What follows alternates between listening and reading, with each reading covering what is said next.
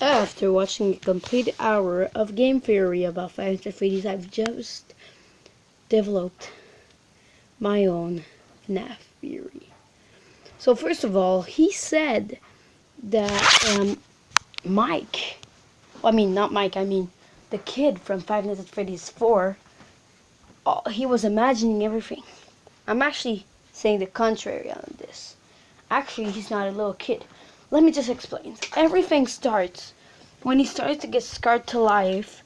First of all, by his friend telling urban legends and stuff. He got scarred, and then when he went to Fredbear's and friends, he was always scared by the shadows because the shadows wouldn't look like what they look. They wouldn't look like robots. They would look like the nightmare versions of stuff, I think. And yeah, there's like Shadow, Fredbear, Shadow, Spring Bonnie, something. And what happens is that he grows up. So the night guard, we are actually a night guard. And you know who the night guard is? The night guard is actually the kid. The kid from Five Nights at Freddy's 4. Let me just explain this to you. Five Nights at Freddy's 4 is actually a sequel prequel in a way. Not like film theory says it, but I mean literal. Like, those are flashbacks. The mini games are flashbacks. And also the game in a way, because the game every day you finish the day, there's a mini game in a way. The mini game tells you what happens after, like during the day. Actually, no, it's not a sequel prequel. It's actually the storyline. What happens during the day is what happens after you finish the night.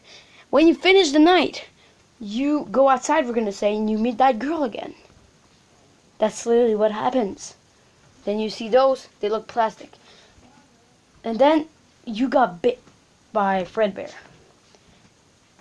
And now you're like scarred for life, like even more scarred.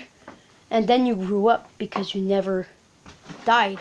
But except that you were in your head mentally weird because you got injured to your head. So what happens is that you grow up still being a child, but you still grow up. So when you're the night guard of the first game, we're gonna say, no, when you're the night guard from the first game all the way to the third game, and a little bit actually also the fifth game, you are the kid. During all of the, even my theory is weird, from the first game all the way to the Ultimate Custom Night game, which is 7th game. So from the first game all the way to the 7th game, you're the same person.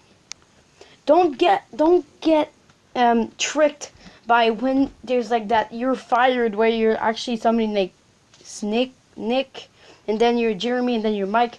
No, that's not you. Those, I think, those are actually papers that they reuse to give to the person. I know, I'm losing you there, but I mean, seriously. Haven't you noticed? They've reused the pizzeria. They've reused everything. So why won't they reuse? They actually reuse the phone calls. So why won't they reuse like the things, like the $100 bills? Except that you never get that money because you're mentally stated. So what happens? That you steal the same person, but you're still scarred to life by those animatronics.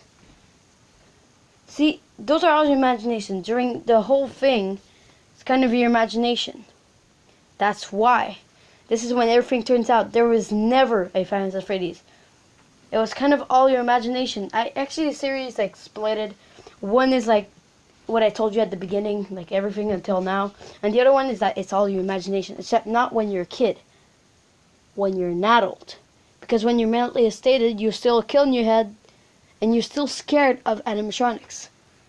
Actually, no, this could go with the other ones. Because when you with actually, no. I'm re-putting my theory together. We're back to in place. So what happens? You're mentally they reuse the paper. But it's because Fredbear Diner grew up to be Five Nights at Freddy's. I mean Freddy Fazbear's. That's because they reopened everything. They just evolved a little bit. And actually, I have another theory, okay? I'll leave you guys with this. Wait, actually I'm going to continue it. And then, what happens... Actually, this goes pretty well with the theory. Then when you can still go into your mind as a kid to rearrange everything, like stuff. And when you were a kid, when you rethink or stuff like that, I don't really know. This part I don't really know. I know theorists know stuff, but I mean that's my own theory, and it's not actually that developed that much.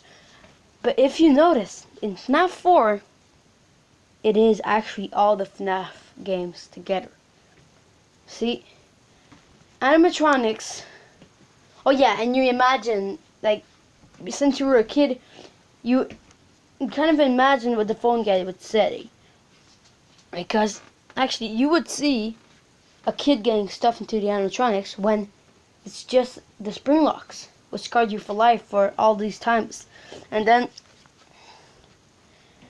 where was I? Oh yeah, all the games, because the closet resembles the FNAF 2 location. The doors resemble FNAF 1 location. And all the animatronics resemble the FNAF 3 location. And all that together makes FNAF 4.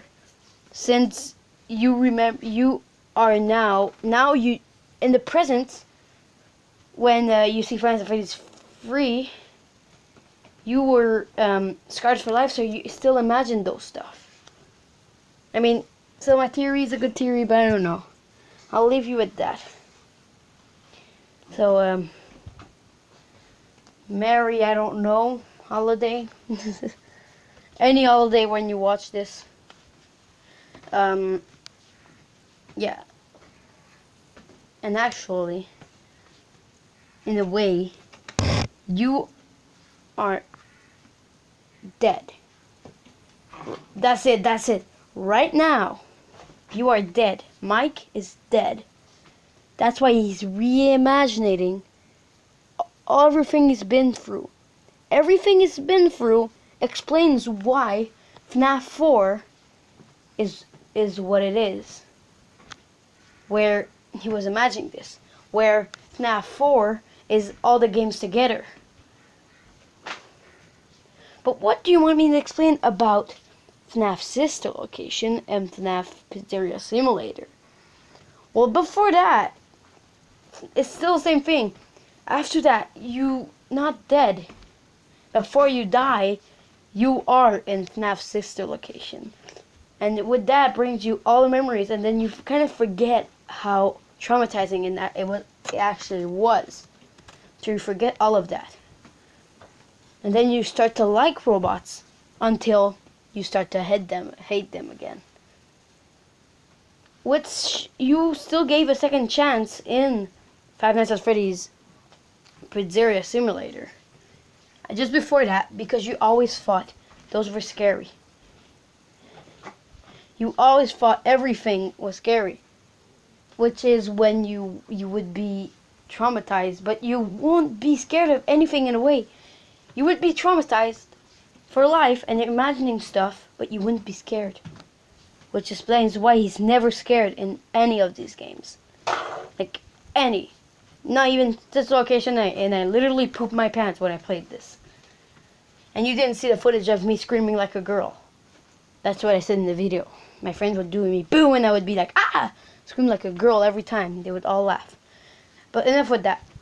Now FNAF Pizzeria Simulator. With that comes a little bit of a risk, because FNAF Pizzeria Location. Hey Scott Catthon, please make another game of Five Nights at Freddy's called FNAF Pizzeria Location. You need to do this. But anyways, yeah, brings me to that. Pizzeria Simulator is where you try to go into another perspective of you. Instead of being the night guard, always being like shook and imagining everything being bad towards you, you start taking the matters in your own hands. But then everything goes wrong, and except that you're taking the day shift this time, not the night shift. And actually, which brings, I don't know in which game anymore, but in one of the FNAF games it says that you are now taking the day shift. You know when I said that there was a Smith and there was a Jeremy? Well, you're both the same guy. Those are the endings. Those are the actual endings. See, you're Jeremy and Schmick something. Jeremy and something are the same person. I know. Because when you grow for another ending, this is kind of far-fetched, but you actually change your name. And you can, because every time, now if you get recognized, you actually will not work at any Fazbear because you try to repair everything instead of being scary. You're trying to save people by making it cute, which brings us to FNAF World. No, just joking, not FNAF World, but it could work. But making everything nice, but it won't work. So you're disguising your name so that nobody knows. And brings us to the day shift. When you take the day shift, when you're still Jeremy, that means that you successfully did your job and you don't want to work at night shift anymore, which brings us, like, 3 games or 2 games. Like, when you take the day shift, you skip whole 2 or 3 games. I don't remember. And then you are actually in Pizzeria Simulator, where you create stuff and you do the day shift. But when you don't skip that, you do a whole games and you don't count the Pizzeria Simulator. You can because you get fired again. Then you work into the day shift. And then you die. And then when you die, you reimagine everything that happened, all the games of Five Nights at Freddy's, and then poof, everything goes in one, which makes FNAF World. Boom, which makes Ultimate Custom Night. So guys, I hope you like my theory. It could be a real theory after all. Please, Scott Catthon. I will love to complete 50-20 mode, and if I do, I need to get an interview with you. Please, Scott Catthon, please watch this video, and goodbye. And I'm gonna be the king of Five Nights at Freddy's. A 14-year-old gonna be the king. I'm 13, but I'm going to be 14 or 15 when I'm going to beat this. Goodbye.